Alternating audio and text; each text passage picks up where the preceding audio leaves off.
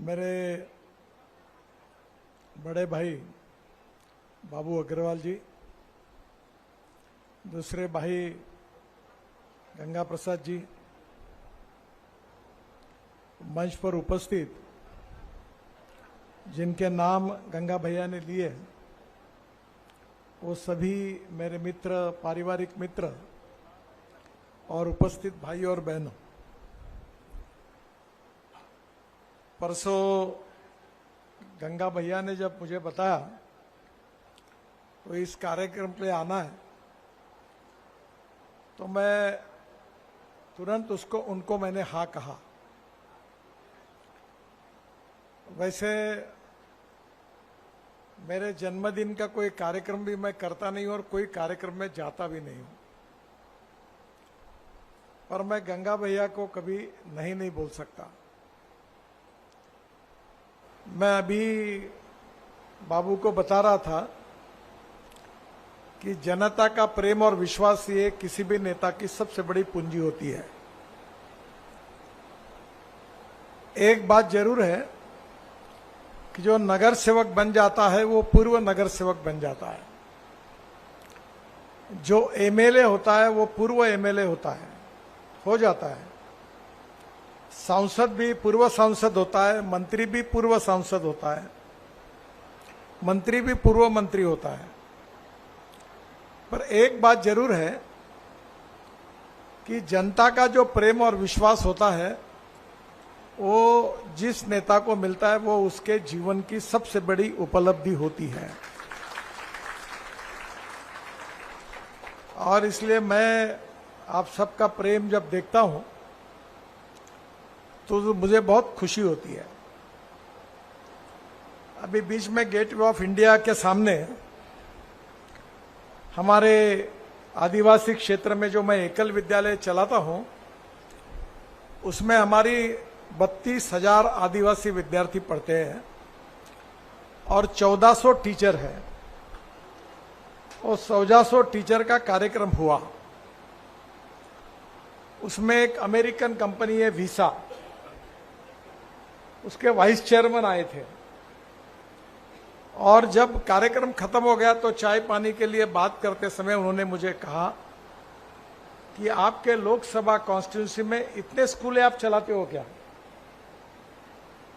और ये 28 साल इसको हुए।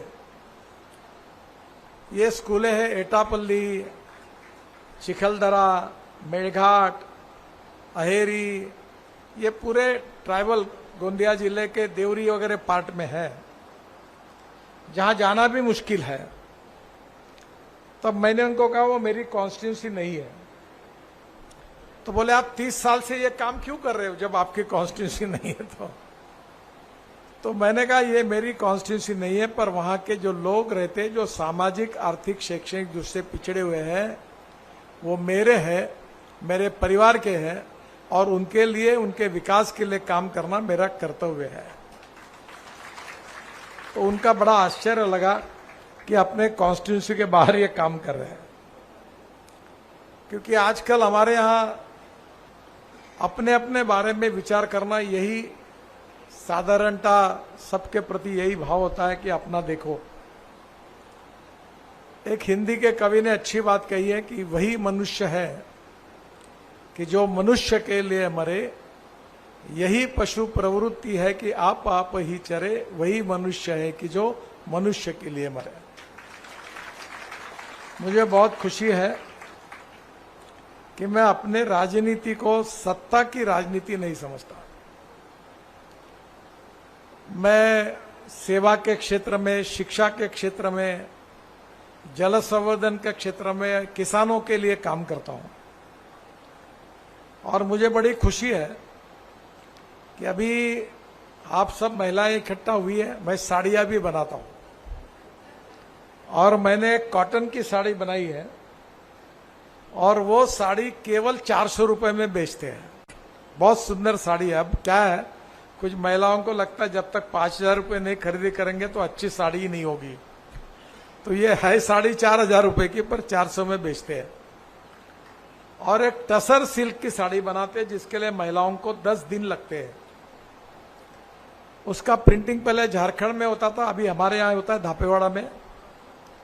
और वो साड़ी 12,000 रुपये में जाती है। इतनी मांग है कि हम केवल महीने में 70-80 साड़ियाँ बना पाते हैं, और अभी तक और इतनी डिमांड बढ़ रही है कि हम दे नहीं पाते।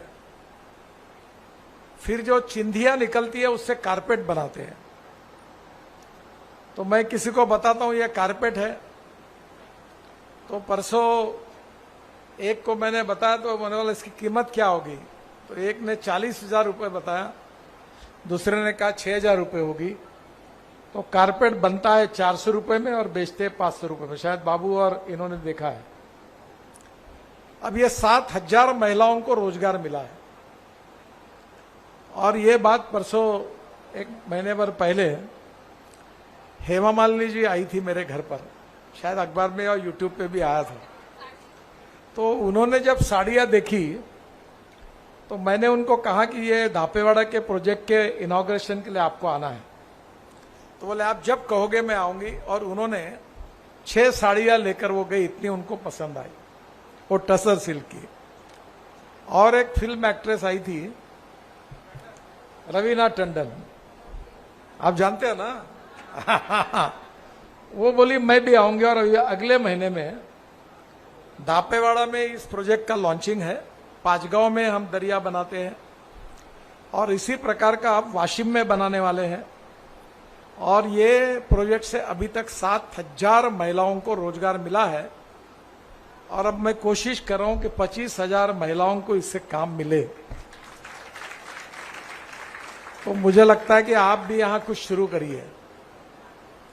आपको पता होगा हमारा सांस्कृतिक महोत्सव जब होता है तो हमने पिछले साल 1,27,000 महिलाओं को मेहंदी निकाल के दी।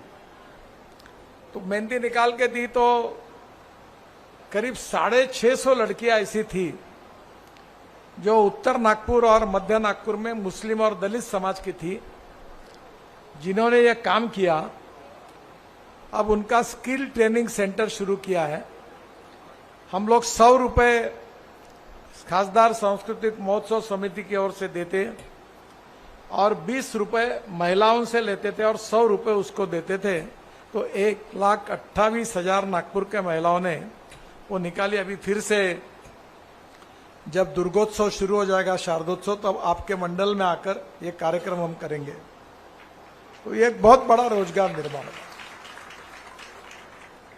कहीं ना कहीं जो समाज के उपयोगी काम है उसको करना, ये हम सबका मकसद है।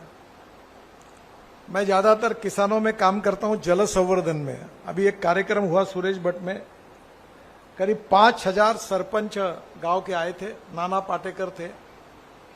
और दौड़ने वाले पानी को चलने के लिए लगाओ, चलने वाले पानी को रुकने के लिए लगाओ, रुके हुए पानी को जमीन को पीने के लिए लगाओ। गांव का पानी गांव में, खेत का पानी खेत में, घर का पानी घर में। ये हमारे गंगा भैया एग्रीकल्चर ग्रेजुएट, एग्रीकल्चर कॉलेज के हैं। उस समय पीकेवी के वाइस चांसलर थे। मैंने 36 तालाब बनाए अकोला में, बोरगांव मंजू में, वेटरनरी यूनिवर्सिटी में 9 बनाए, महाराष्ट्र में 1700 तालाब बनाए, अध्ययन नदियों का खोलीकरण किया, रुंदीकरण किया, तो कुएं में पानी आया और लाखों किसानों का भला हुआ। मैं कोई इतना विद्वान नहीं हूं, पर मुझे 17 डॉक्टरेट मिली है, डीलिट मिली है। उसमें से महाराष्ट्र के सभी कृषि विद्यापीठ गवर्नमेंट के उन्होंने सबने दिए हैं, और देश के भी यूनिवर्सिटी से मिले हैं, क्योंकि यह काम बहुत ही हमारे लिए आवश्यक है।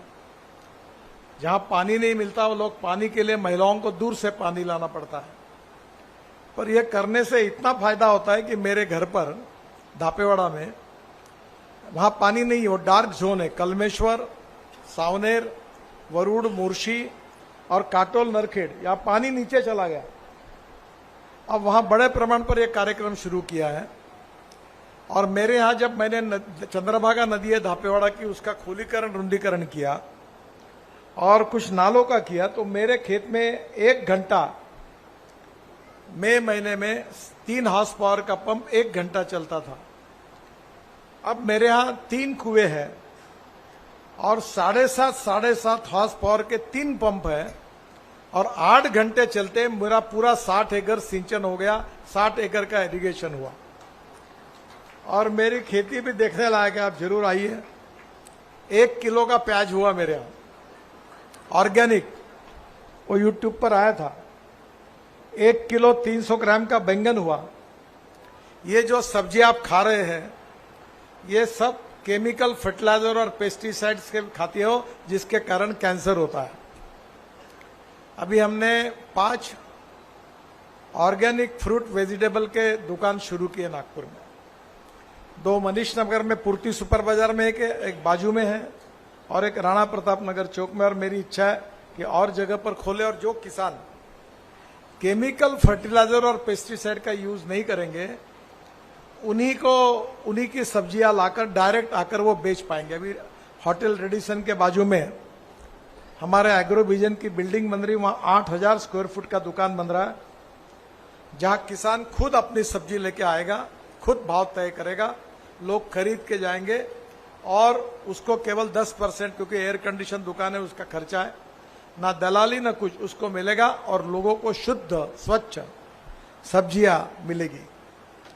मैंने इस बार मेरे क्षेत्र में मैं तुअर लगाता हूं और वो ऑर्गेनिक तुअर है, उसमें केमिकल फर्टिलाइजर पेस्टिसाइड नहीं है। उसका मैंने ब्रांडिंग किया है भक्ति फार्म करके, और वो इस बार मुझे 150 क्विंटल तुर हुई। तो मैं आजू बाजू के 2-3-4 एकड़ वाले गरीब किसान थे, उनको भी मदद करके उनको भी लगाने के लिए लगाया। और आज मुझे बताते खुशी हो रही है कि उसका ब्रांडिंग किया। हमारे सुपर बाजार में लक्ष्मी नगर के और मनीष नगर में उसका सेल होता है और इतनी सुंदर दाल है कि अब वो लाइन लगा के लोग ले जाते हैं, हमें कोई एडवर्टाइजमेंट करने की जरूरत नहीं पड़ती। और आज लोगों को आनंद आया कि उसमें कोई केमिकल फर्टिलाइजर और पेस्टिसाइड नहीं है। हमारे कैंसर बढ़ रहा है, सूर्यमणि जी ने बात कही, उसी के लिए मैं बताना चाहता हूं। हमारे यहां इतने कैंसर के पेशेंट बढ़ रहे हैं, आप कल्पना नहीं कर सकते। जिंदगियां बर्बाद हो रही है।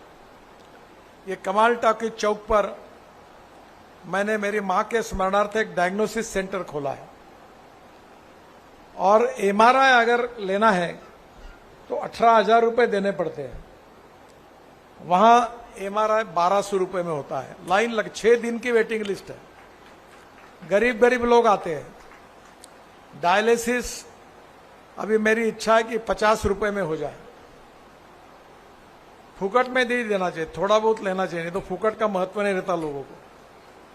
वहां एक्सरे 100 रुपए में होता है।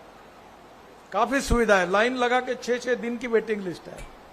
और जो पेट स्कैन होता है वो कैंसर डिटेक्ट करने के लिए, उसकी 25,000 रुपए कीमत है। तो अब मैं और नागपुर में एक सेंटर डाल रहा हूं, एक वाशिम में डाल रहा हूं, एक अमरावती में पंजाबराव देशमुख शिवाजी शिक्षण संस्था बहुत बड़ी है, वो मेरे पास आए कि हम जगह देते हैं, आप अमरावती में डालिए। भंडारा के एसपी है नरूल हसन, वो आए, साहब कुछ भी करिए, मैं हमारी पुलिस की जगह देता हूं, भंडारा में डालिए, गरीब लोगों की हालत बहुत खराब है। तो आज समाज में हमने सेवा करने की जरूरत है।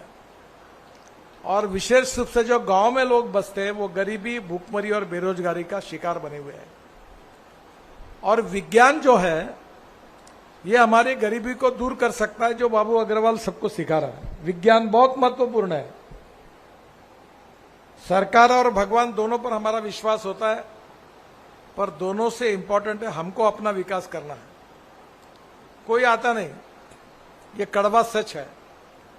और हमारे जीवन को बदलना है तो हमको विज्ञान का उपयोग करना चाहिए।